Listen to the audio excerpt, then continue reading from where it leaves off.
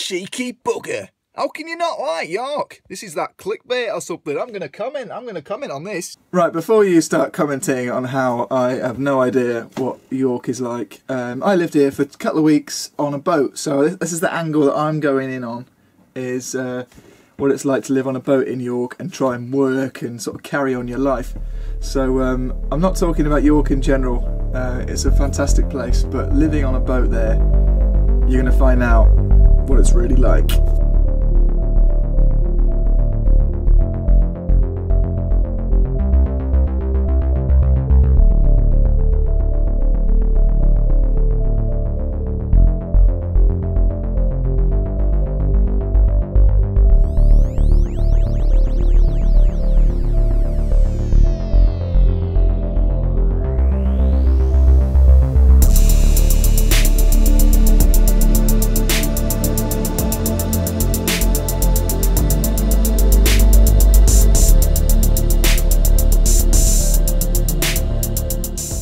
On approach to York, you do get a sense straight away that it's somewhere where you need to pay attention in terms of security.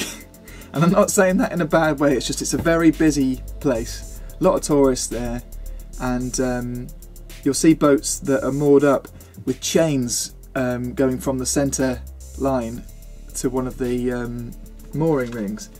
I think that's because perhaps on a few occasions some kids have come along and got their lighters out and burnt the ropes or just cut them somehow, and it's a deterrent really to stop that from happening.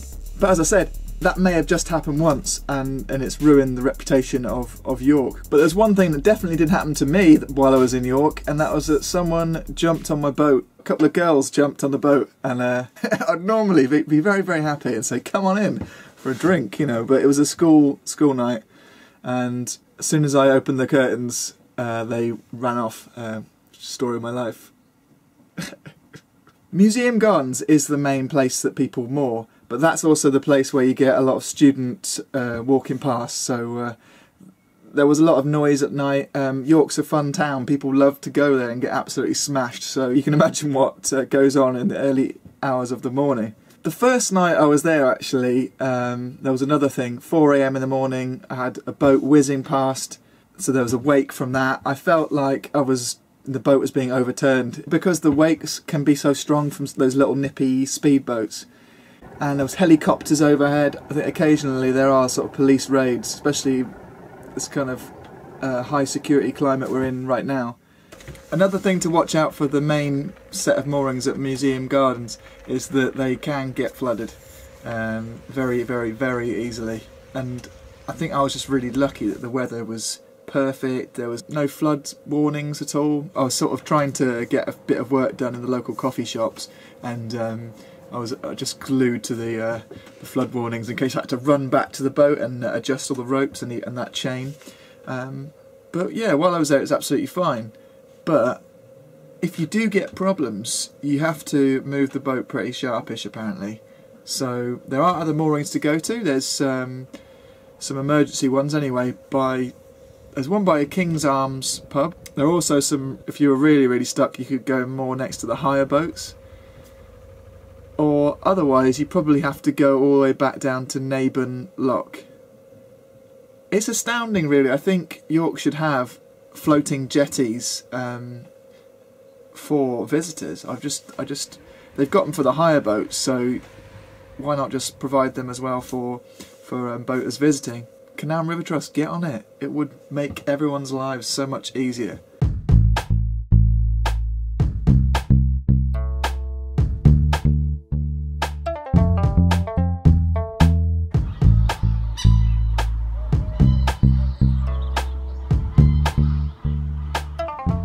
And then you've got the rowers that's continually all day going past, making it pretty miserable for people who are on the boats, and especially the speed boats that join them, because they just kick out such a wash that you can't help but the whole boat goes flying. So if you're one of these people that has got permanent mooring and you're annoyed with people going past you at 6 miles an hour, try coming up to York. It's ridiculous, and it's the reason why I don't like rowing. I'm always very cordial to rowers, but in the back of my mind I'm thinking I wish they'd pay a bit more respect to boaters who are on their boats. Another thing I found difficult with mooring in York is where are the facilities? I know there were signs posted saying which way they were, but I just couldn't see where they are, and they are there somewhere. There is a water point by the but it's obscured by where the trip boat comes and picks people up, so it's really not ideal unless you've got a long hose like me.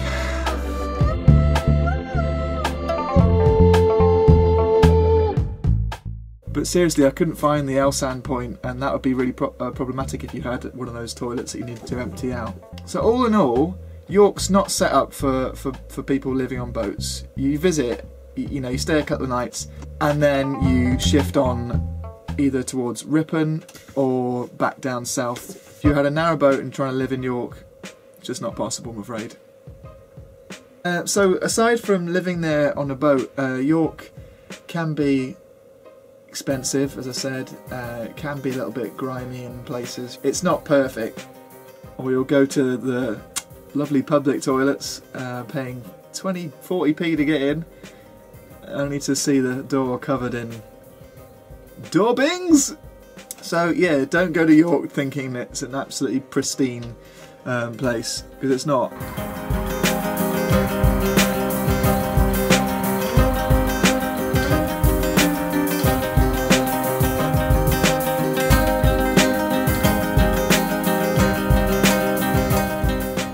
There was a funny thing that happened to me while I was in York. At Museum Gardens, they sometimes put on shows and things, and while I was there it was the Queen's 90th birthday, I think, and they were doing a 21 gun salute. They told all the other boaters there, and I was working on board on my computer and everything, just getting my head stuck into work, which I've been very busy with recently, and I must have been so busy because they didn't knock on my window at all or say anything, and then all of a sudden I hear this. I absolutely shat my pants. It's just like, unless someone tells you that's going to happen, you're just going to think that someone's firing a gun outside your boat, which is pretty much what it was.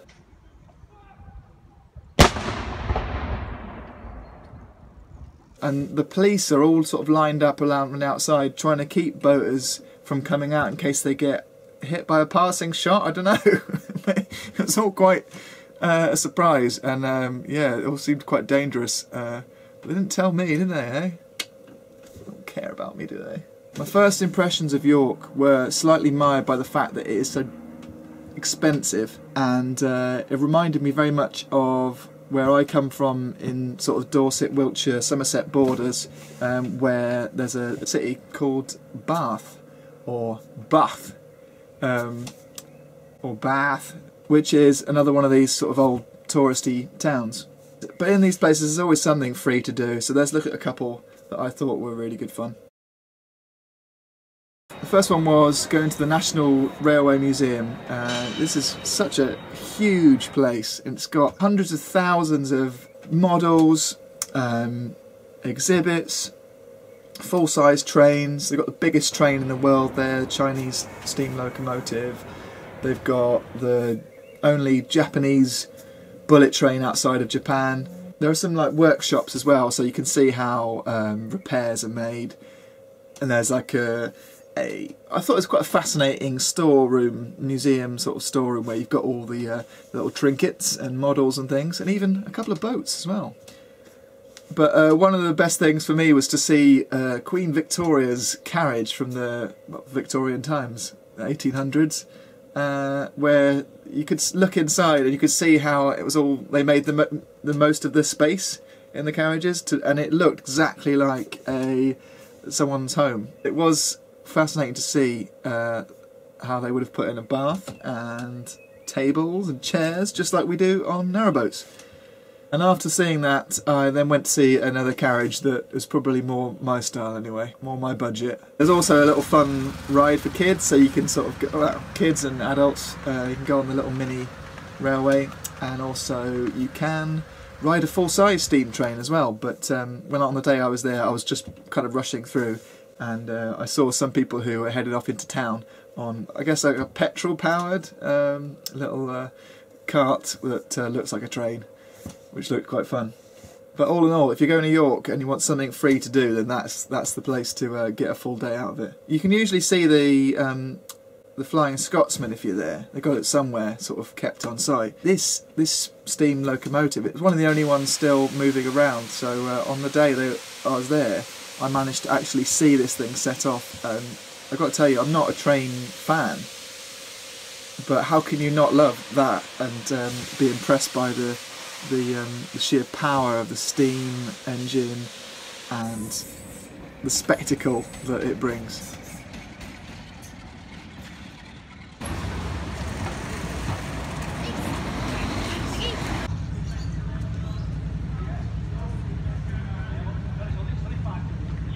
These started off as Roman fortifications. Not much of that is left now, but since then, the Danes, the Vikings, and all that, they added extra layers, and then it's just been maintained so well that you can actually walk around.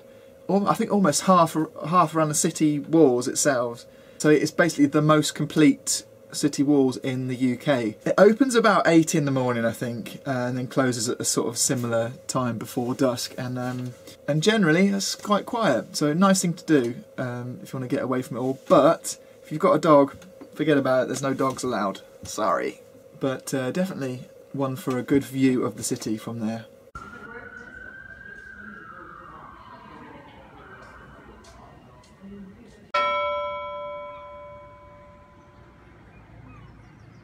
York itself is absolutely fascinating, and it's quite addictive. I found myself always wanting to go back in and explore like the areas like the Shambles. That's really good. The markets, and just walking around. I mean, if you're not native to England, even if you are, York should be right up there on the top 5 places to visit in the UK. It's just an incredible place to see how life might have been back in the medieval times even. So while I was wandering around the Shambles and generally looking around York, I discovered this amazing butcher. Butcher of the week! It was APPLETONS. It's a chain, so I know people from Yorkshire will know it very well, but down south and the Midlands perhaps not so much. But this place not only sells great meat, and the service is just amazing, very friendly staff. You also get these amazing breakfast rolls, which is just a sausage roll but with bacon and tomato as well, and pork pies and things like that set alongside. And because they sell both of those things at the same time, that's what makes it my butcher of the week. So we've done the butcher, let's head into the pubs. Pub of the week! York has got an insane amount of pubs. Someone told me it was 300 just within the city walls. Someone else said it was about 700. I don't necessarily believe those figures, but there is a hell of a lot of places to go and drink if you fancy it. I didn't get round all of them, obviously. So in that Minster area, you've actually got quite a few good choices that I found, not far from moorings. So the exhibition hotel was quite a nice one, good vibes. Took my parents here, they just had a meal. It was just a quiet place to go, because that is something you'll struggle with in York, is finding somewhere, especially on a weekend, that's not too busy. Their garden looks really cool, and they've got a real nice sort of painted brickwork going on outside. But most of the pubs in York are really well kept anyway, because of that continuous passing tourist trade, I guess. So you can't go far wrong. I think probably one of my favourites is the Minster Inn, and this place it's really, really well kept, but it's not just that, it's not just the way it looks. It does look very attractive. The bar staff, really cool. Locals are nice to talk to, like so friendly. You just talk to them about, if you wanted to know the best way to get into town or something, or where a certain shop was, you could just ask them and they'd have a good opinion for them, and they'd have something to share with you. Or if you wanted to know where to eat, such things like that, you'd get some good tips off those people there. The soundtrack's pretty cool. The guy who owns the place, I think, is well into his Oasis and that kind of music, which created a nice vibe. So if you like beers, which I know that you guys do, you want to head to the House of the Trembling Madness. This place is absolutely insane. They've got the best selection of beers that I've ever seen.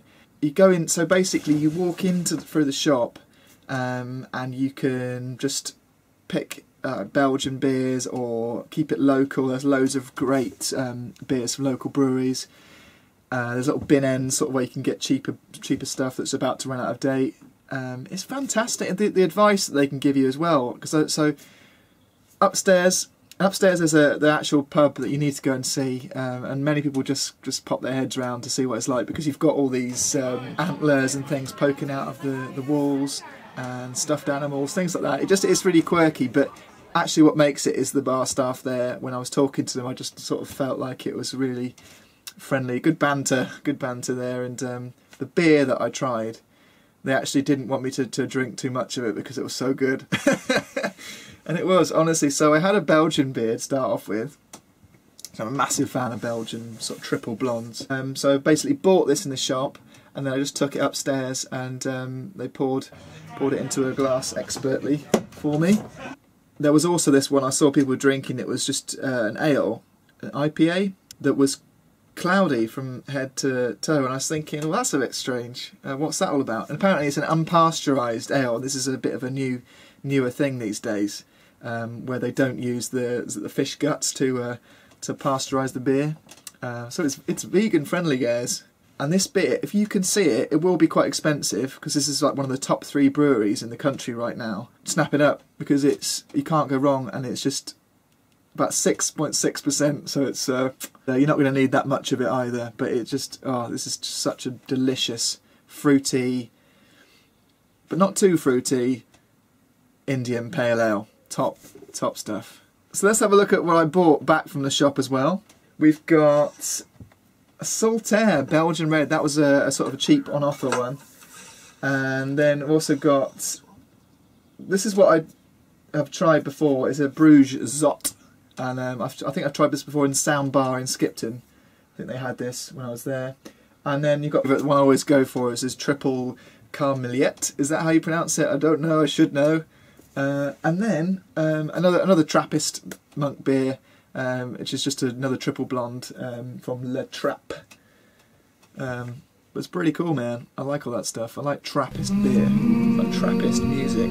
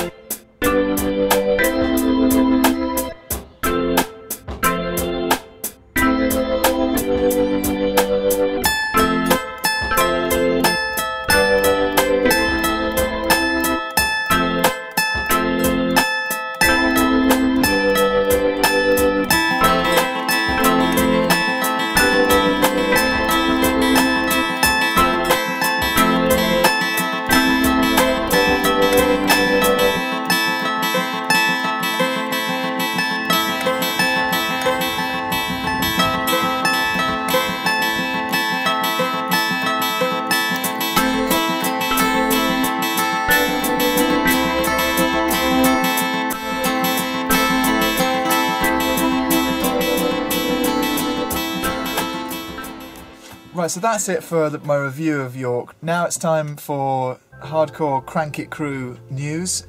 We've got a couple of new crew members. Number 1, Andy Hunter. Andy, welcome aboard, sir. And together with Rolly Tree, I think you've both been sort of watching these videos for quite a while. I noticed your comments come up, so appreciate those. And also Alex Kennedy has just joined as well. Alex, welcome aboard, sir. I hope you enjoy these videos. And you're joined by Andrew Gullidge, and Andrew has also been giving me a few tips on like what apps to get and stuff. And there's one I've been using called Hyperlapse, which will pop up in a few more videos' time, which is really good. So thanks for that, Andrew, and welcome as also a producer of the vlog as well. And then we've got Stephanie Winpenny and Dan Slatter, who I'm gonna both have to bump up and promote to producer level because they've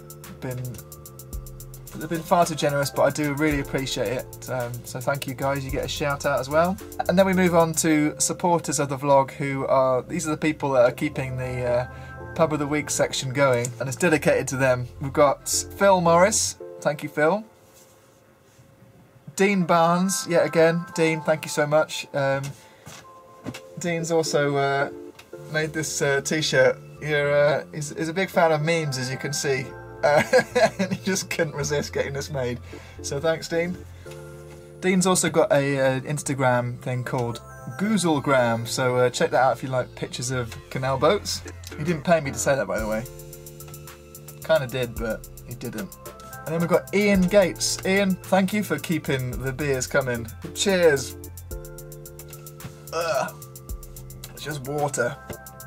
So let me show you some of the stuff that I've managed to get, because it's all sort of feeding in now, this sort of Patreon money. It does take a while to come through. But we managed to get some nice gadgets to play around with. It's got a tripod, which is just for my smartphone, but I can use it with other attachments as well, for GoPro perhaps. And then we've got a remote control device that can just sort of save me having to leave the camera rolling for ages. And then we've got this nifty little pack of lenses, really. You just sort of clip on the outside of the smartphone, and yeah, it kind of gives it quite a cool effect. And I've just been playing around with it recently, which is yeah, it's really cool. So hopefully in the future we'll have some much more exciting shots, because it's so boring, isn't it, my voyage logs. And that's it. Stay tuned. On the next, what I'm going to do is there was a little section going from Naban Lock to York that we've missed out, but don't worry, I'm going to do an extra little special video for you coming up next, so we'll keep that separate, but as a little extra treat. But anyway, thanks so much for watching my video of York. Hope you enjoyed it, and I'll see you next time. Bye!